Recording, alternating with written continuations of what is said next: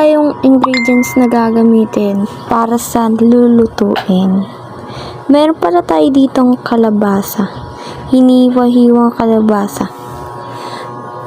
Kailangan pala maninipis at maliliit lang para maluto agad. At meron tayong sibuyas, bawang, at kamatis. At meron pala tayong halong green na sili para masarap talaga. Habang hinahanda pa yan, meron din pala kaming tuyo. Ang green na sili pala ay meron tayong 5 piraso. At ito yung isda na gagamitin para sa pangsahog. Pinrito na nga pala yung isda sa mainit na mantika. At meron pala tayo ditong malunggay. Nag-init na nga ng mantika para sa pagluluto na. Umpisahan na. Nilagay na ang bawang at nilginisa ito ng maigi. Uunahin muna pala ang bawang sa paggigisa bago ang sibuyas. Haluin lang to ng haluin, baka masunog.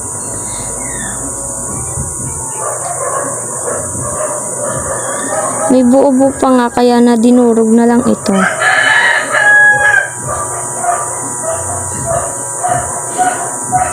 Ayan na, nilagay na nga ang sibuyas.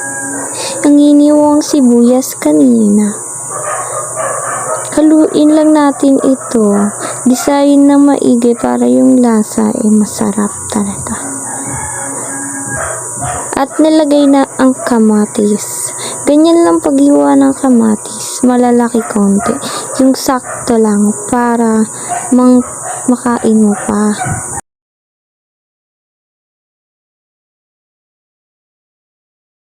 Haluin nga lang pala natin to hanggang sa maluto. At nilagay na yung kalabasang matigas.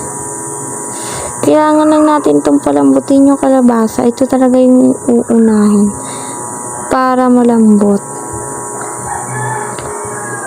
At para makain din ng baby namin, si Ola Winter, ang kalabasa.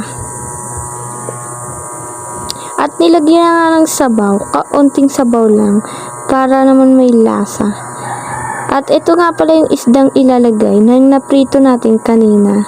Ito yung isasahog natin. At nilagay na nga lahat ng mga putay. Nilagay na ang sili na green.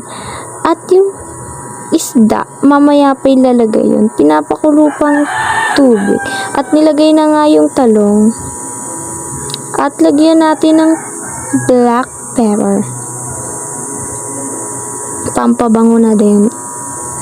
Haluin lang natin ito. Ang ilalagay pala natin yung pampaasim dito ay yung kalamansing. Lagyan ng asin. Habang kumukulo nga ito, haluin lang ng haluin. Para madurog. Joke lang.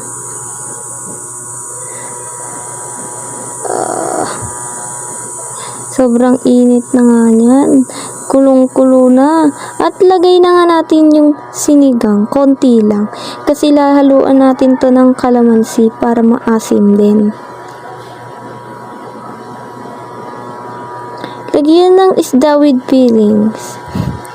Ayan na yung isda ang pinrito natin kanina. Ilagay na nga yan sa ibabaw kasi kumulo naman na ang tubig. At antayin na nga natin ito.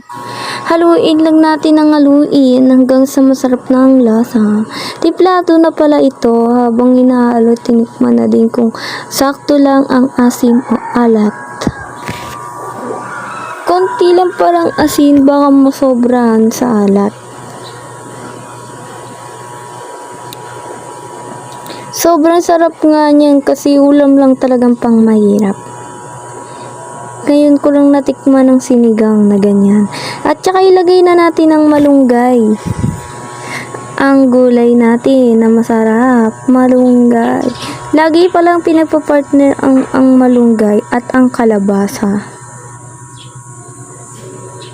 Kahit sa gata, mag-partner talaga yan, ang kalabasa at malunggay. Ayan na nga, nilagay ng malunggay. Haluin natin ito para ang malunggay lumambot na. Malapit na nga itong maluto at makikita nyo na ang final na pagluluto talaga. Sobrang sarap niyan. Bagay ito sa mga tipid na ulam. Sa mga pangmahirap lang talaga ang ulam na to.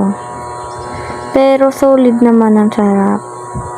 At ayan na nga ang final. Sobrang sarap talaga. Lasa talagang siyang sinigang pero isda lang ang sahog natin. At kung bago ka pa lang sa aming YouTube channel, subscribe mo na ang aming YouTube channel at paki-follow din at paki-share and comment sa aming page. And thank you for watching. At ito yung tuyong pahabol nga pala.